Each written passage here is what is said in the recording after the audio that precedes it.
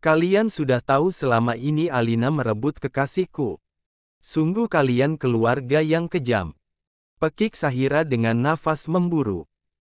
Dia tidak menyangka orang tuanya sangat tega kepadanya, bisa-bisanya orang tuanya mendukung sang adik merebut kekasihnya. Sahira, turunkan nada bicaramu. Tidak sopan sekali kau bicara seperti itu kepada orang tuamu. Marah Pak Bram, menatap tajam Sahira. Apa salahku sama kalian, kenapa kalian sangat jahat kepadaku? Aku sangsi kalau aku adalah anak kalian. Sahira menatap kecewa dan luka kepada orang tuanya itu. Ngomong apa kamu Sahira? Tentu saja kamu ini anak kami. Sela sang mama. Kalau aku memang anak kalian, kenapa kalian biarkan Alina merebut kekasihku? Kenapa kalian selalu membedakanku dengan Alina? Apa-apa selalu Alina, aku selalu disuruh mengalah kepada Alina, tanpa kalian peduli perasaanku. Pekik Sahira. Sahira, wajar saja kau sebagai kakak harus mengalah dengan adikmu, karena kau lebih besar dari Alina, dan satu lagi, hati tidak bisa dipaksakan Sahira, Bima memilih adikmu, kenapa kau marah? Ujar sang mama tanpa perasaan. Dek. Nyeri sekali hati Sahira mendengar penuturan sang mama, yang bicara tanpa beban. Sahira menatap wajah Bima yang duduk tenang memegang mesra tangan Alina. Maaf Sahira, aku tidak bisa melanjutkan hubungan kita karena aku memilih Alina, dari awal memang aku menyukai Alina. Ujar Bima tanpa perasaan, ucapan Bima itu membuat hati Sahira bagai ditusuk sembilu. Kalau kau menyukai Alina, kenapa kau mendekatiku dan kenapa kau menembakku dan apa arti hubungan kita selama ini? Tanya Sahira, walau hatinya akan sakit mendengar jawaban dari Bima itu, tapi dia sangat penasaran atas jawaban Bima.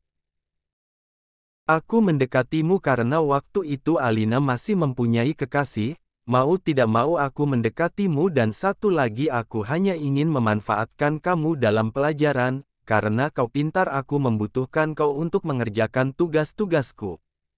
Enteng Bima. Dasar laki-laki keparat, bajingan. Pekik Sahira ingin mencakar Bima, namun dihalangi oleh abangnya. Duh. Apa-apaan kau Sahira, tidak tahu etika, pantas kau tidak disukai sama orang, kelakuan kau seperti ini. Deci sang abang, rega mendorong Sahira, saking kasarnya rega mendorong tubuh Sahira, Sahira sampai terduduk di lantai. Sudahlah Sahira, tidak usah banyak drama, lupakan Bima, karena sebentar lagi adikmu dan Bima akan menikah, kau jangan sampai merusak acara bahagia mereka. Seru Pak Bram. Sahira tak mampu lagi menjawab kata-kata papanya itu, sungguh hatinya sangat sakit mendapat perlakuan tak adil dari keluarganya. Pergilah ke kamarmu. Jangan mengganggu acara di sini. Usir sang abang. Tanpa banyak kata, Sahira memilih pergi dari ruangan tamu itu, dan masuk ke kamarnya yang sangat jauh berbeda dengan kamar tidur Alina pastinya. Kamar yang hanya berisi tempat tidur kecil yang sudah tidak empuk lagi dan lemari kecil untuk menyimpan bajunya yang tidak seberapa. Sahira menangis di tanpa suara di dalam kamarnya, tak ada kata yang keluar dari mulutnya, hati gadis cantik itu sangat terluka, dari dulu dia selalu dibeda-bedakan dari sang adik, semua kasih orang di rumah ini hanya tertuju kepada Alina. Orang mungkin berpikir Sahira sangat beruntung terlahir dari keluarga kaya raya, memiliki segalanya, namun pikiran itu sangat salah. Sahira selalu mengalah kepada sang adik, dikala abang dan adiknya menaiki mobil mewah, Sahira hanya dikasih sepeda motor, saat abang dan adiknya dilimpahkan kasih sayang dan perhatian, dia diabaikan, bahkan hanya bisa menatap iri saat melihat keluarganya sedang bercanda gurau. Sakit. Lirih Sahira menahan sesak di dadanya. Ma, Pa. Aku takut nanti kakak akan mengacaukan pesta pernikahanku. Keluh manja Alina. Itu tidak akan terjadi, sayang. Kamu tenang saja. Sahut lembut sang mama. Kamu tenang saja, abang akan mengawasinya. Ujar Bima.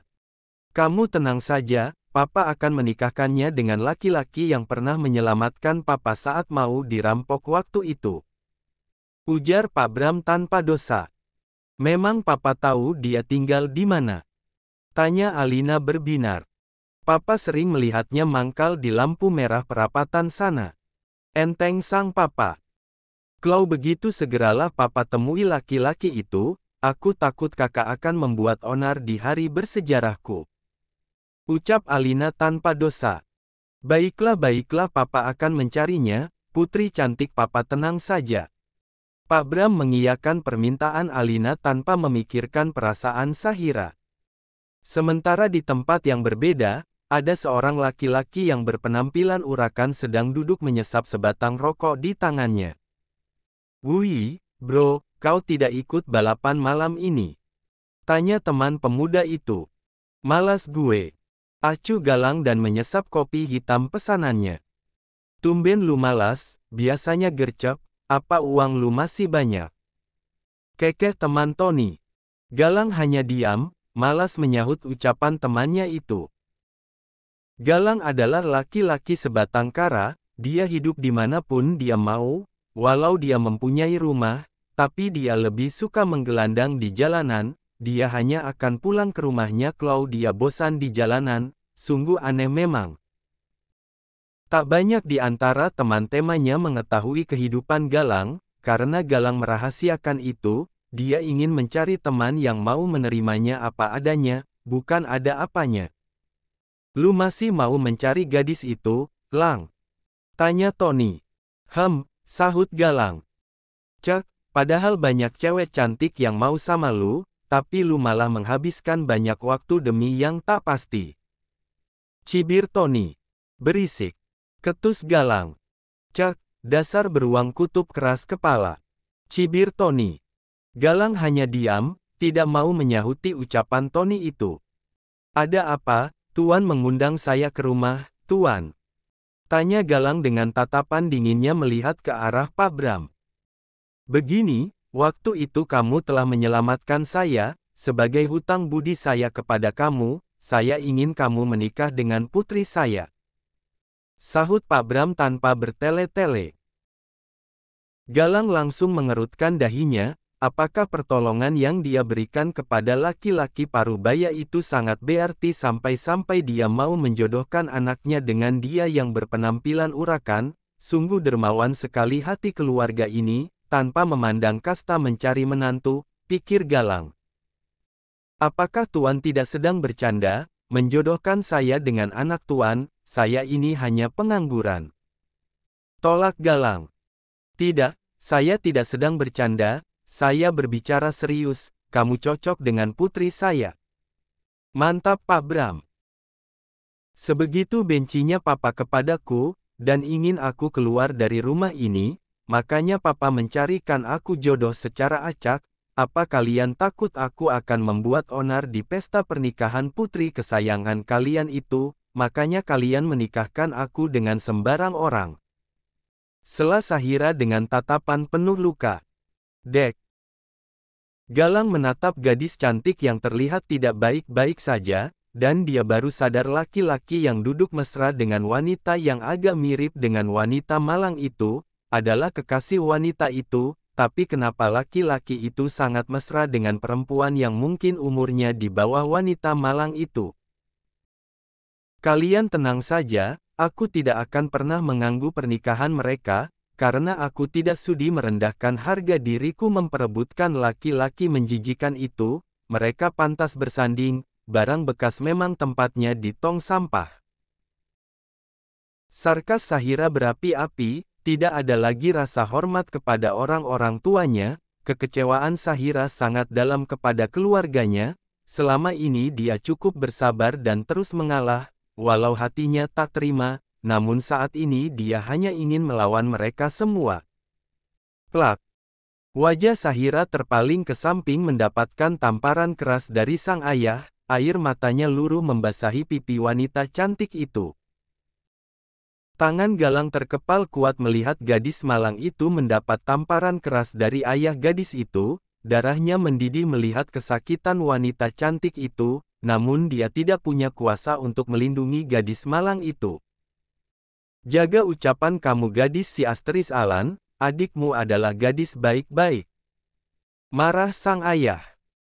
Wanita baik-baik tidak akan pernah merebut kekasih orang lain, terlebih yang dia rebut adalah kekasih kakaknya sendiri. Sahut Sahira tiada takut-takutnya. Sementara Alina adik durjana itu, berpura-pura ketakutan dan memeluk tangan Bima dengan erat, Sahira hanya menatap sinis ke arah sepasang manusia tidak tahu diri itu. Cukup Sahira. Jangan membuat papa semakin emosi, ikuti aja perintah papa.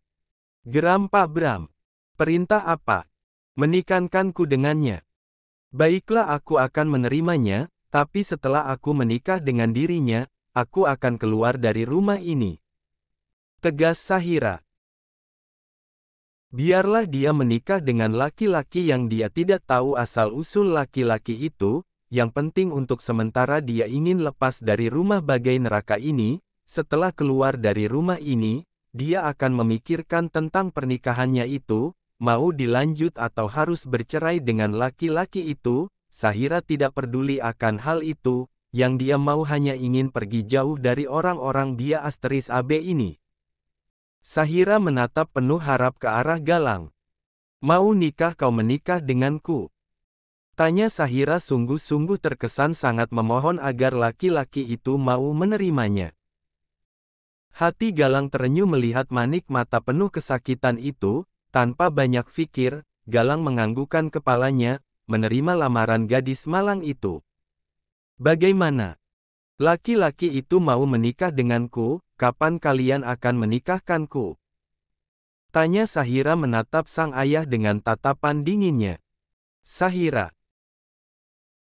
Jangan begini, pekik sang mama, kaget sungguh kaget mamanya itu melihat Sahira benar-benar mau menikah dengan laki-laki berandalan itu.